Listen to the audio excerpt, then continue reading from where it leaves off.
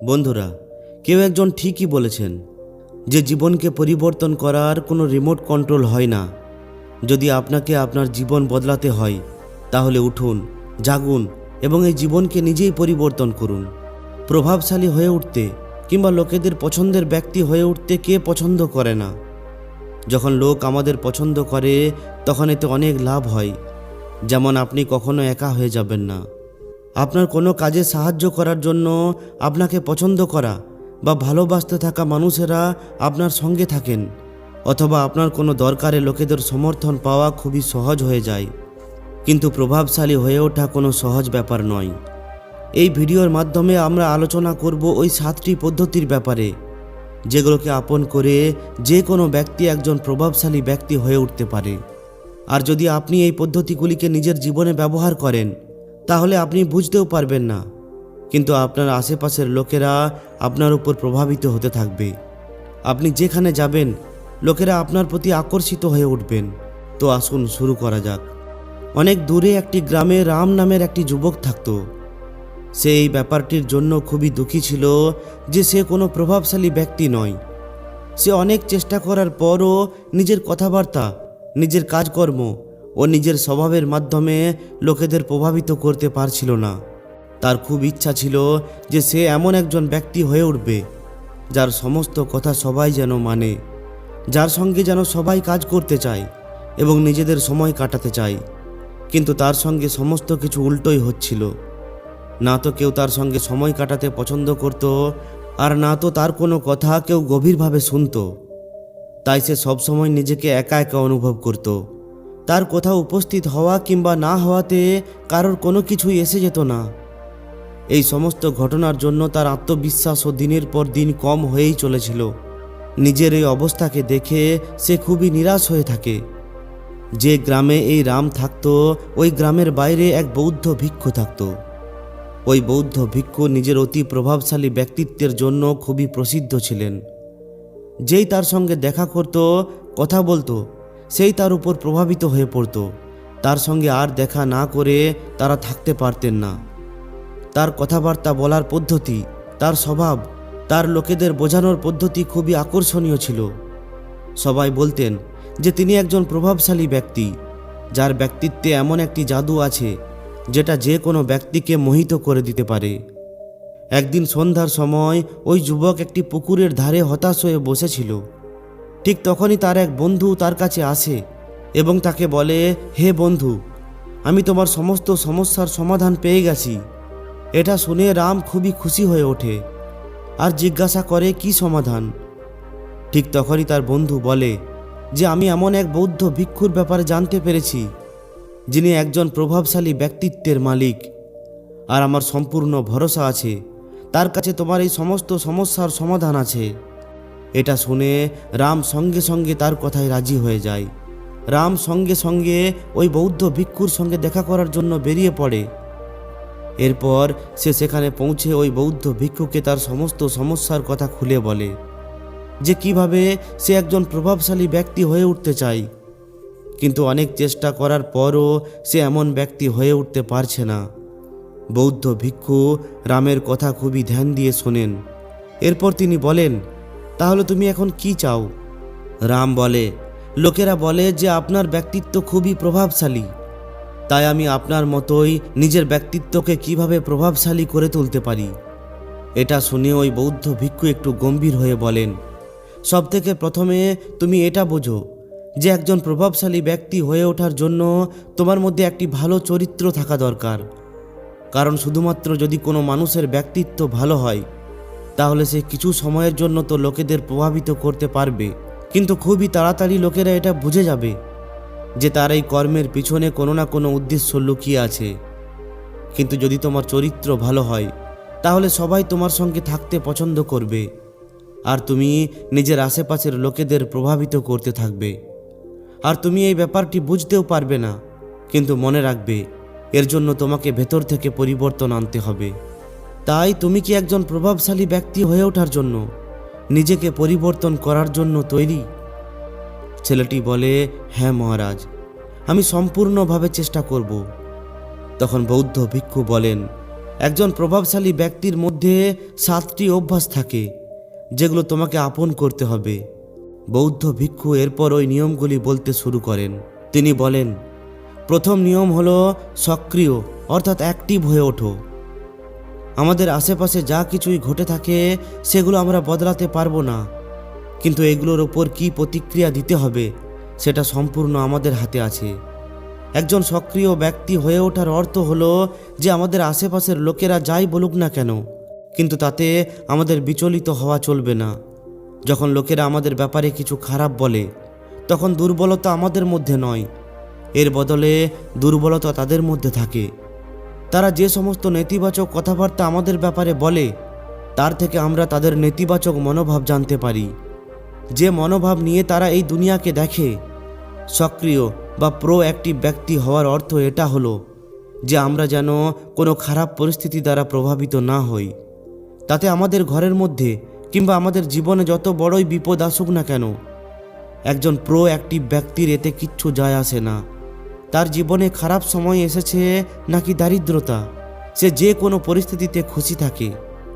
এই ধরনের ব্যক্তি অনেক কঠিন পরিস্থিতির মধ্যেও কোনো অভিযোগ ছাড়াই চুপচাপ নিজের কাজ করতে থাকে, আর জীবনের সবথেকে ভালো সময়েও সে লাগাম ছাড়া হয়ে পড়ে না। তখনও সে নিজেকে শান্ত ও স্থির রাখে। প্রোঅ্যাক্টিভ ব্যক্তির উল্টো হলো প্রতিক্রিয়াশীল ব্যক্তি। এই ধরনের ব্যক্তিরা নিজেদের আশেপাশের পরিবেশের উপর খুবই তাড়াতাড়ি প্রভাবিত হয়ে পড়ে। যদি কেউ তাকে খারাপ কথা বলে তাহলে সে দুঃখী হয়ে পড়ে। যদি এমন ব্যক্তির সঙ্গে কিছু খারাপ হয় তাহলে সে নিজেও খারাপ হয়ে যায়। তাই তুমি হয়তো বুঝে গেছো যে প্রতিক্রিয়াশীল ব্যক্তি কখনোই একটি প্রভাবশালী ব্যক্তি হয়ে উঠতে পারে না, কারণ তার নিয়ন্ত্রণ অন্যের হাতে থাকে। অন্যান্য ব্যক্তি যখনই চাইবে তখনই তাকে রাগান্বিত করে, তাকে বিরক্ত করে তুলতে পারে, যেখানে একজন প্রোঅ্যাক্টিভ ব্যক্তির নিয়ন্ত্রণ সম্পূর্ণ তার হাতেই থাকে। তাকে কেউই দুঃখী বা বিরক্ত করতে পারে না যতক্ষণ না সে নিজে চাইছে। তার এতে কিছুই এসে যায় না যে সামনের ব্যক্তি তাকে কি বলছে। এই জন্য প্রোঅ্যাক্টিভ ব্যক্তি একজন প্রভাবশালী ব্যক্তি হয়ে থাকে। তাই তোমাকেও একজন প্রোঅ্যাক্টিভ ব্যক্তি হয়ে উঠতে হবে। দ্বিতীয় অভ্যাস হলো যে কোনো কিছুর শেষকে ধ্যান রেখে শুরু করো। এর অর্থ হলো তুমি যখনই কোনো বড় লক্ষ্য নির্ধারণ করো, তখন তোমাকে স্পষ্টভাবে জেনে রাখা উচিত যে তুমি ওই কাজটিকে কেন করছো এবং সেটাকে কিভাবে পূরণ করবে। অর্থাৎ যে কোনো কাজকে শুরু করার সময়ই তোমাকে ওই কাজটিকে করার কারণ এবং পরিকল্পনা স্পষ্টভাবে জেনে নিতে হবে। আর যদি একবার তুমি নিজের কাজের কেন এবং কিভাবে জেনে ফেলো, তাহলে তোমার প্রতিদিনের ছোট ছোট কাজ এবং তার পরিণাম তোমার লক্ষ্যের দিকে এগিয়ে নিয়ে যাবে। যদি তুমি প্রতিদিন সেটা করছো না যেটা তোমার লক্ষ্যের জন্য খুবই গুরুত্বপূর্ণ, তাহলে তুমি কখনোই একজন প্রভাবশালী ব্যক্তি হয়ে উঠতে পারবে না। তোমার বলা কথা এবং করা কাজের মধ্যে যেন কখনোই অন্তর না হয়। তাই তুমি যদি একজন প্রভাবশালী ব্যক্তি হয়ে উঠতে চাও, তাহলে তোমাকে তোমার কর্মের কারণ এবং ওই কর্ম করার পদ্ধতি স্পষ্টভাবে জানতে হবে। আর এর সঙ্গে সঙ্গে তোমার বিচার ও কর্মও তার সঙ্গে মিল খাওয়া উচিত। বৌদ্ধ ভিক্ষু বলেন, তৃতীয় অভ্যাস হলো গুরুত্বপূর্ণ কাজকে সবথেকে প্রথমে করো। প্রতিদিন আমাদের অনেক কাজ থাকে, কিন্তু আমরা সমস্ত কর্মকে তো করতে পারবো না। তাই আমাদের সবথেকে গুরুত্বপূর্ণ কাজকে সবথেকে প্রথমে করা উচিত। কিন্তু গুরুত্বপূর্ণ কাজ কোনটা? গুরুত্বপূর্ণ কাজ সেটা হলো যেটাকে আমরা ব্যক্তিগতভাবে সবথেকে বেশি মূল্যবান বলে মনে করি। সবথেকে গুরুত্বপূর্ণ কাজকে সবথেকে প্রথমে করার অর্থ হলো আমাদের সময় এবং আমাদের এনার্জি, আমাদের লক্ষ্য এবং আমাদের জীবনের জন্য সবথেকে গুরুত্বপূর্ণ কর্মে লাগাচ্ছি। আর এখন যদি তুমি তোমার সবথেকে গুরুত্বপূর্ণ কাজও পূরণ করতে পারছো না, তাহলে এর কারণ তোমার কোনো অনুশাসনহীন হওয়া নয়। এর কারণ হলো এখনও পর্যন্ত তুমি তোমার সবথেকে গুরুত্বপূর্ণ কাজকে নিজের মন ও মস্তিষ্কের মধ্যে ঠিকই করতে পারোনি। আর তুমি কখনো ভাবোইনি যে এটা কেন সবথেকে গুরুত্বপূর্ণ কাজ। আসল সমস্যা অনেক বেশি কাজ হওয়া নয়, আসল সমস্যা হলো ফালতু কাজকে না বলতে না পারা। যেমন তুমি কোনো একটা গুরুত্বপূর্ণ কাজ করছো, ঠিক তখনই তোমার এক বন্ধু এলো আর বলল, চল একটু ঘুরে আসি আর একটু গল্প করা যাক। কিন্তু যদি তোমার কাজ তোমার মন এবং মস্তিষ্কে গুরুত্বপূর্ণভাবে বসে আছে, তাহলে তুমি সঙ্গে সঙ্গে তাকে বিনম্রতার সঙ্গে সেখানে যাওয়ার জন্য মানা করে দেবে। আর তোমাকে এটাই করতে হবে। সারা দিনের সমস্ত বেকার কাজকে ততক্ষণ পর্যন্ত না করো যতক্ষণ না তোমার সবথেকে গুরুত্বপূর্ণ কাজ সম্পূর্ণ হচ্ছে। তাহলে এখন হয়তো তুমি বুঝে গেছো যে প্রভাবশালী লোকেরা সবথেকে গুরুত্বপূর্ণ কাজকে সবথেকে প্রথমে করে। চতুর্থ নিয়ম হলো, যে কোনো কর্মে নিজের ফায়দার সঙ্গে সঙ্গে অন্যেরও ফায়দার কথা ভাবো।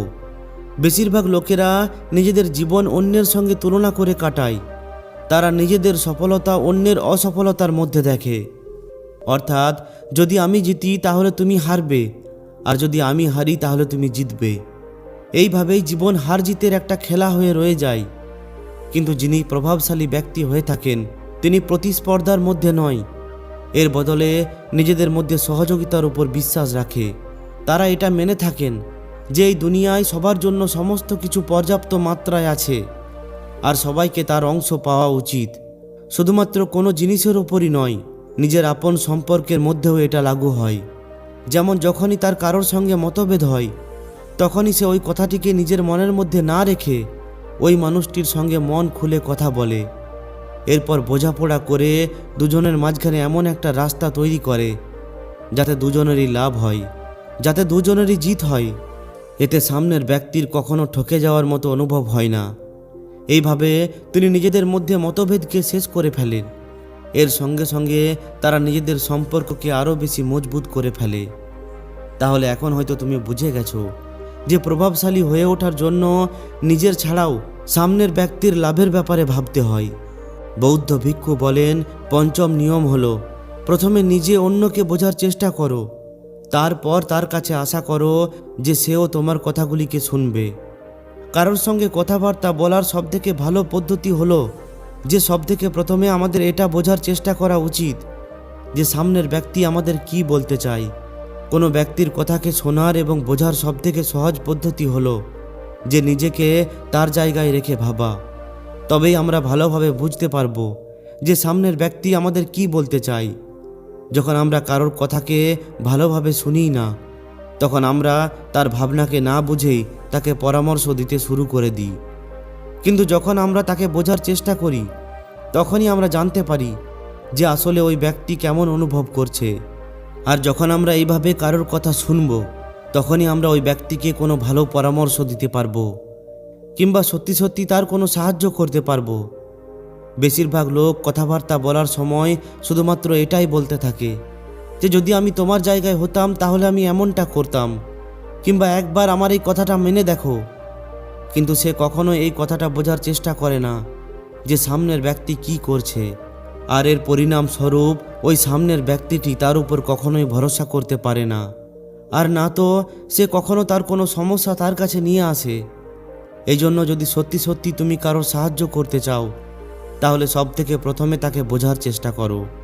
এমনটা করার ফলে তুমি তার বিশ্বাসকে জিততে পারবে, আর সে এটাও ভরসা পাবে যে তোমার এই কর্মের পিছনে কোনো রকম লাভ বা উদ্দেশ্য নেই, তুমি তো শুধুমাত্র তার সাহায্য করতে চাও। এরপর এইভাবে সেও তোমাকে বুঝতে শুরু করে দেবে। আর এটাই হলো প্রভাবশালী ব্যক্তি হয়ে ওঠার পঞ্চম নিয়ম। এরপর ওই বৌদ্ধ ভিক্ষু বলেন, প্রভাবশালী ব্যক্তি হয়ে ওঠার ষষ্ঠ নিয়ম হলো নিজেকে শারীরিক, মানসিক, ভাবনাত্মক এবং আধ্যাত্মিক দিক দিয়ে সতেজ রাখার জন্য প্রতিদিন কিছু না কিছু করা উচিত। প্রভাবশালী লোকেরা এই ব্যাপারটিকে ভালোভাবেই জানেন যে যদি তার জীবনে কোনো গুরুত্বপূর্ণ জিনিস থাকে, সেটা হলো তার শরীর ও মন, আর তারা এগুলোকে সতেজ রাখার জন্য প্রতিদিন কিছু না কিছু করে বা শেখে। নিজের শরীরকে সুস্থ রাখার জন্য তারা প্রতিদিন কিছু না কিছু শারীরিক গতিবিধি করে, যেমন তারা প্রতিদিন যোগ ব্যায়াম করে। নিজেদের মস্তিষ্ককে সতেজ রাখার জন্য তারা প্রতিদিন কোনো না কোনো বই পড়ে, নানা ধরনের লোকেদের সঙ্গে কথাবার্তা বলে, নানান জায়গায় ঘুরে বেড়ায়। অনেক মানুষ প্রভাবশালী এই জন্য হয়ে থাকে কারণ তারা জীবনে কিছু না কিছু শিখেই চলে। ভাবনাত্মকভাবে নিজেদেরকে সতেজ রাখার জন্য এরা ধ্যান করে কিংবা একান্তে সময় কাটায়। অনেক সময় এরা নিজেদের মধ্যে নতুন কিছু অর্জন করার জন্য বাইরের দুনিয়া থেকে কিছুদিনের জন্য সম্পূর্ণ আলাদা হয়ে যায়। অর্থাৎ প্রভাবশালী লোকেরা সবসময় নিজেদেরকে উন্নত করতে থাকে এবং নিজের শরীর, মন ও মস্তিষ্ককে সবসময় তরতাজা রাখে। এখন যদি ধ্যান দিয়ে দেখা যায়, তাহলে এই নিয়মটাই হলো সবথেকে গুরুত্বপূর্ণ এবং প্রভাবী। কারণ কোনো মানুষ যতই প্রভাবশালী হোক না কেন, কিন্তু যদি সে নিজেকে শারীরিক, মানসিক ও আধ্যাত্মিকভাবে সতেজ না রাখে, তাহলে ধীরে ধীরে তার প্রভাব কম হতে শুরু করে দেবে। তো এই হলো একজন প্রভাবশালী ব্যক্তি হয়ে ওঠার বিশেষ কিছু নিয়ম, যেগুলো পালন করে যে কোনো ব্যক্তি একজন প্রভাবশালী ব্যক্তি হয়ে উঠতে পারে। এরপর বৌদ্ধ ভিক্ষুর এই সমস্ত কথা শোনার পর এখন ওই ছেলেটির এটা বিশ্বাস হয়ে গিয়েছিল যে এই অভ্যাসগুলি আপন করার পর সেও একজন প্রভাবশালী ব্যক্তি হয়ে উঠতে পারে। এর জন্য সে ওই বৌদ্ধ ভিক্ষুকে ধন্যবাদ জানায় এবং খুশি খুশি তার নিজের বাড়িতে ফিরে যায়। তো বন্ধুরা, যদি এই ভিডিওটি আপনাদের একটুকুও শিক্ষা দিয়ে থাকে তাহলে অবশ্যই একটি লাইক ও শেয়ার করে দেবেন। আর যদি এই ধরনেরই আরও শিক্ষামূলক ভিডিও পেতে চান তাহলে আমাদের এই চ্যানেলটিকে এক্ষুনি সাবস্ক্রাইব করে দিন। ধন্যবাদ।